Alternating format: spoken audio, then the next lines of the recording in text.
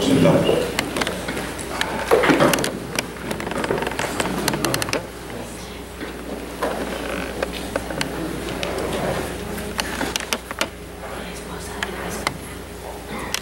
Amados hermanos, qué placer estar con ustedes en esta tarde, noche inolvidable. Si usted tiene su Biblia en su mano, le voy a invitar a buscar el pasaje que se encuentra en Isaías capítulo 6. Voy a dar una lectura a los versos del 1 al 8. Lo vamos a hacer con toda reverencia, pero usted no tiene que ponerse de pie. Podemos leer la Biblia reverentemente sin que usted se ponga de pie en este momento. Leo Isaías 6, versos del 1 al 8. En el año que murió el rey Usías, vi yo al Señor sentado sobre un trono alto y sublime, y sus faldas llenaban el templo. Por encima de él había serafines. Cada uno tenía 6 alas. Con 2 cubrían sus rostros, con 2 cubrían sus pies, y con 2 volaban. Y el uno al otro daba voces diciendo: Santo, Santo, Santo, Jehová de los ejércitos. Toda la tierra está llena de su gloria. Y los quiciales de las puertas se estremecieron por la voz del que clamaba, y la casa se llenó de humo. Entonces dije: ay de mí, que soy muerto, porque siendo hombre inmundo de labios y habitando en medio de pueblo que tiene labios inmundos, han visto mis ojos al Rey, Jehová de los ejércitos. Y voló hacia mí uno de los serafines, teniendo en su mano un carbón encendido, tomado del altar con unas tenazas. Y tocando con él sobre mi boca, dijo: he aquí que esto tocó tus labios, y es quitada tu culpa y limpio tu pecado. Después oí la voz del Señor que decía: ¿a quién enviaré y quién irá por nosotros? Entonces respondí yo: heme aquí, envíame a mí. Déjeme decirle que estamos muy contentos con los graduandos. Esto es un logro de vida. No importa cuántos son en esta noche, son 6. No son 7, ¿verdad? ¿Cuántos? 6, son 6. No importa el contexto. Me dicen algunos que yo he traído el agua. Soy cubano, pero vivo en Estados Unidos. Yo creo que ha sido un tiempo que no llovía acá, pero llovió ahora. Pero déjeme decirle que desde que yo tenía 17 años entré a estudios superiores en una universidad. Hoy tengo 44, todavía no he salido. Corrido, hice una ingeniería, después 4 años de licenciatura en teología, después otros 3 de maestría, después diplomado en Biblia y filosofía, después 6 años de un primer doctorado, después otros 4 años de un segundo doctorado, y en este momento estoy cursando en la Universidad Emory University en Montgomery, Alabama, el tercer doctorado. Déjeme decirle la más grande lección que yo he aprendido. La gente tiene un muy mal concepto de la educación. La gente tiene un concepto muy equivocado de los propósitos de la educación, y en particular de la educación teológica. Cuando la gente piensa en educación hoy, piensa que es una actividad para traerle rango social. De tal manera que cuando usted alcanza un grado, entonces usted siente que usted debe ser reconocido por ese grado, y desde el punto de vista social, usted ha subido un escalón.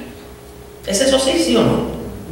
También, cuando hablamos de educación, he visto que la gente se concentra mucho en lo que puedo obtener después de la educación. Dígase remuneración. Aunque eso no es totalmente equivocado, déjeme decirle que desde el punto de vista de la perspectiva cristiana de la realidad, sí es un error. No es la primera motivación, no es la prioridad. La Biblia enseña que la educación, el propósito de la educación, es que yo me preparo para obedecer mejor, para servir mejor, para impactar mejor en el contexto de la Gran Comisión. Es decir, educación es signo igual de servicio. Educación es signo igual a obediencia. Y he cogido este pasaje porque el profeta Isaías, después de pasar un curso especial no tradicional de educación teológica, a través del aprendizaje de una visión y de una vocación o llamamiento que Dios le hizo, el profeta Isaías aprendió la importancia de ciertas actitudes que se derivan de una buena educación teológica. De hecho, la idea que quiero dejar en sus mentes y en sus corazones en esta noche es la siguiente: una buena educación teológica debe producir en nosotros determinadas actitudes. Vamos a mencionar algunas de esas actitudes a la luz del texto. La primera actitud que debe producir en nosotros una buena educación teológica es la actitud de reverencia a Dios. Noten ustedes que el texto dice: en el año que murió el rey Usías, precisamente fue un rey positivo en la historia de Judá, pero fue un rey que en el final de su tiempo atentó contra la santidad de Dios. Fue un rey que tuvo un problemita con reverenciar el nombre de nuestro Dios. Si usted recuerda bien, fue precisamente el rey que dice la Biblia que cuando se hizo grande, su corazón se enalteció para su ruina. Entró al templo y quiso hacer función de sacerdote, quiso quemar incienso delante de Dios. Entró entonces el sumo sacerdote Azarías y 80 sacerdotes más y le dijeron: no te corresponde a ti, oh rey Usías, hacer eso. Eso le corresponde a los sacerdotes. Pero este hombre estaba ensoberbecido y se viró para ofrecer incienso y la lepra le brotó en la frente, y dice el libro de Crónicas, segundo libro de Crónicas, que murió leproso.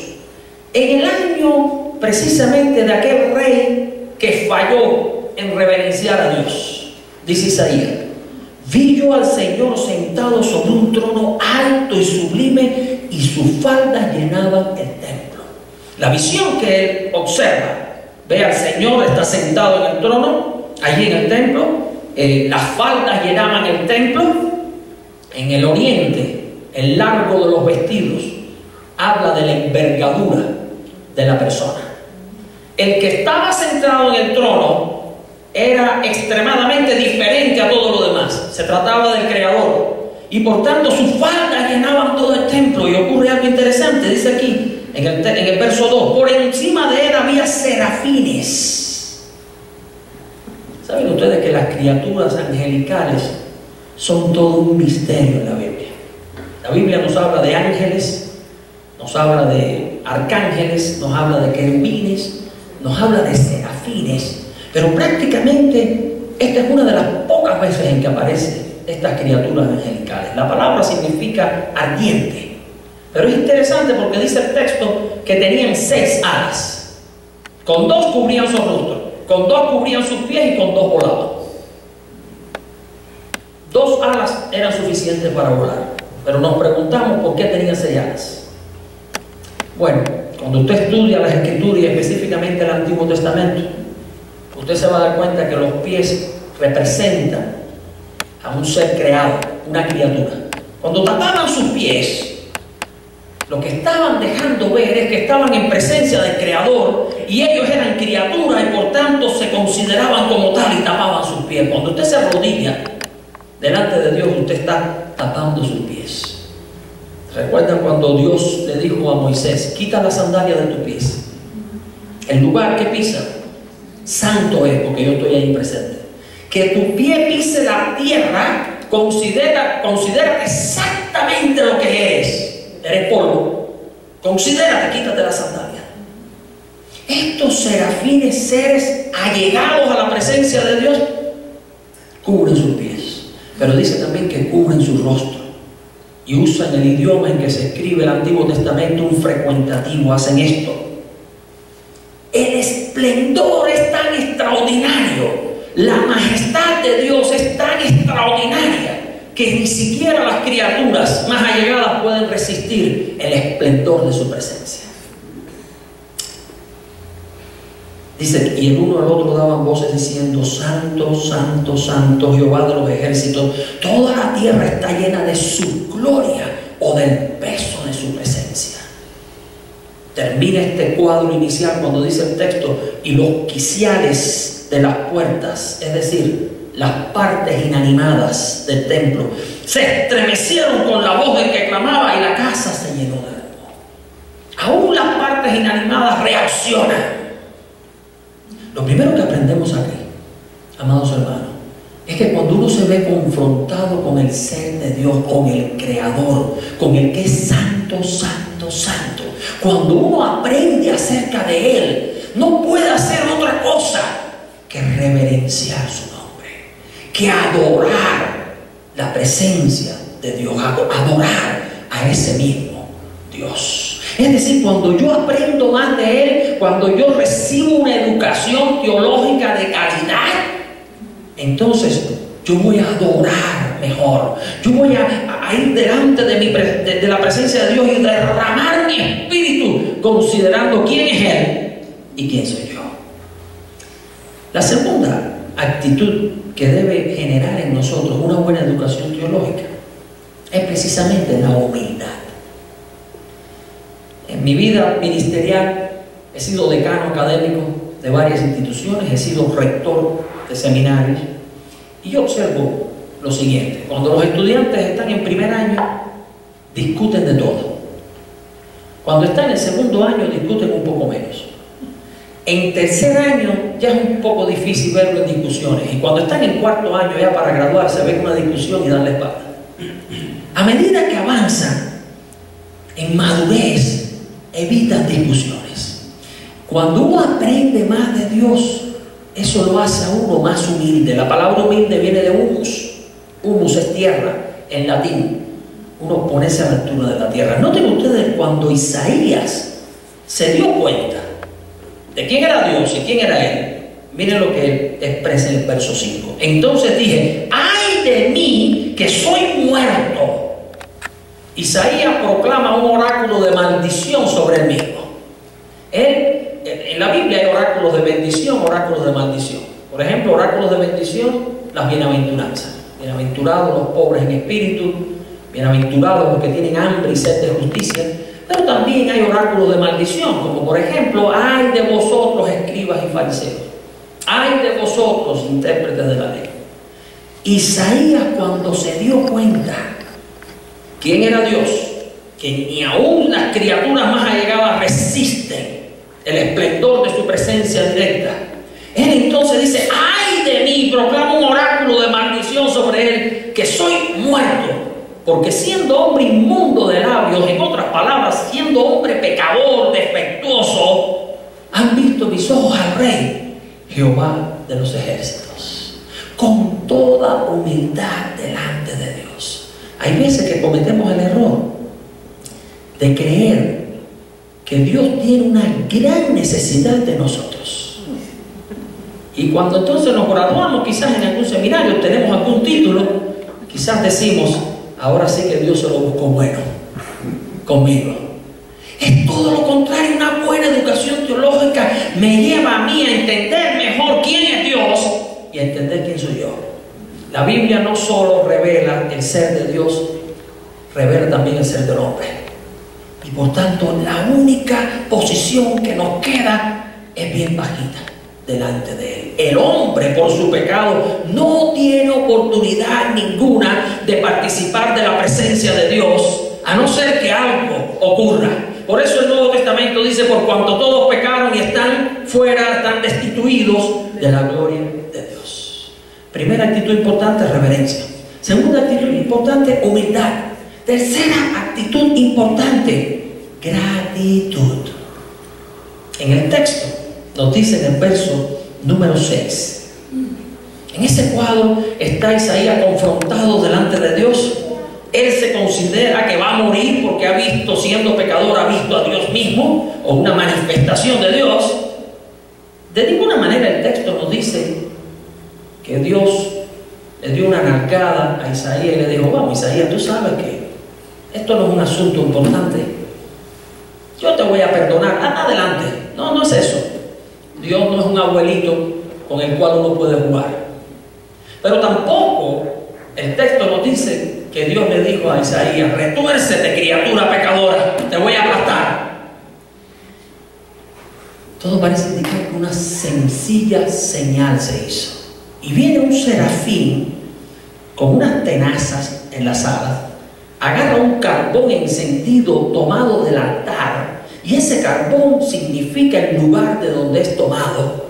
Es decir, hay un sacrificio involucrado. Toma ese carbón y toca los labios de Isaías y le dice: con esto tú eres limpio. Ha sido limpiado, cubierto tu pecado. Todos los que estamos aquí sabemos perfectamente que aquí se está hablando del sacrificio que en el futuro haría el Señor Jesucristo por nosotros. A través del altar hay un sacrificio. A través de la sangre de Cristo nosotros podemos ser limpiados, cubiertos nuestro pecado, y eso solo puede generar en nosotros gratitud. Mientras uno aprende más de Dios, más agradecido debe ser. La última de las grandes palabras escribió un autor no hace mucho, es el título de un libro, y esa última, la última de las grandes palabras: gracias. Todavía en español lo usamos, y esas gracias viene precisamente de la gracia de Dios, de ese favor inmerecido. ¿Qué actitud debe generar en mí la educación teológica? Gratitud. Debo darle gracias a Dios. Mientras más me meto en el estudio de la Biblia, mientras más cuestiones teológicas aprendo, más gratitud hacia Dios. Mientras mejor entiendo la misión redentora de Dios, no solo para conmigo, sino para con todo su pueblo y para con toda su creación. Recuerden que la creación entera gime, aguardando la manifestación de los hijos de Dios. Dios tiene un plan redentor que incluye toda la creación. Mientras más o mejor entiendo eso, más agradecido. Y la última actitud que debe generar en nosotros: una buena educación teológica. Yo le he llamado obediencia. Noten que dice el verso número 8: después oí la voz del Señor. Es interesante que Isaías no oyó la voz antes de ser limpiado. Uno necesita ser limpiado por el Señor antes de escuchar su voz. Después oí la voz del Señor que decía: ¿a quién enviaré y quién irá por nosotros? Hay una expresión plural, quizás hablando de la majestad de Dios, posiblemente hablando de la Trinidad, como después se ven unos versos que se citan en Juan 12 y también en Hechos, al final del libro de Hechos, atribuyéndolo a Jehová, a Jesús y al Espíritu Santo respectivamente. ¿Quién irá por nosotros? Y aparece la respuesta que todos nosotros conocemos: heme aquí, envíame a mí. Una buena educación teológica me hace a mí más obediente. Yo tengo en el día de hoy 44 años. El señor que fundó este seminario, el seminario Knox, me conoce desde que yo tenía 16 años. ¿No nos parece mentira, Ude? 44 con 3 hijos. La vida va así. Cuando vuelva a pestañear voy a tener 60, si Dios me lo permite. Esta es la oportunidad que nosotros tenemos, graduandos y todos los presentes. Esta es la oportunidad que tenemos nosotros para obedecer, para servir, para entregar, para acudir al llamado de Dios. No vamos a esperar otro momento, quizás puede ser demasiado tarde. Este es el momento, obediencia. Hoy se les presentarán a ustedes sus títulos, bien ganados, sus títulos, su reconocimiento. Pero recuerden, Dios les está haciendo un llamado en esta noche. Y el llamado es a reverenciar su nombre. El llamado es a ser más humilde. El llamado es a expresar gratitud. El llamado es a obedecerlo como nunca quizás antes lo ha hecho. Ahora que tiene un nivel superior, más responsabilidad. Y no quiero perder la oportunidad para decirle a los familiares aquí presentes: la experiencia de Isaías, cuando se entendió a sí mismo pecador, cuando entendió la perfección de Dios, la santidad de Dios, y cuando entendió que hay un remedio único que Dios provee para nosotros en Jesucristo. Este mensaje, esta experiencia de Isaías es la experiencia que Dios quiere para ti también en esta noche. Hoy es un tiempo de graduación, es una noche especial para ellos, pero no quiero perder la oportunidad simplemente para decirte así esto: Dios te ama Y en Cristo Jesús hay una gran oportunidad. No dejes pasar esa oportunidad. Simplemente abre tu corazón y pon la fe en Jesucristo. Pon la fe en aquel que se sacrificó por nosotros en el altar, como aquel esquema que se presentó con Isaías. Es mi mayor deseo, que el Señor les bendiga ricamente. Amén.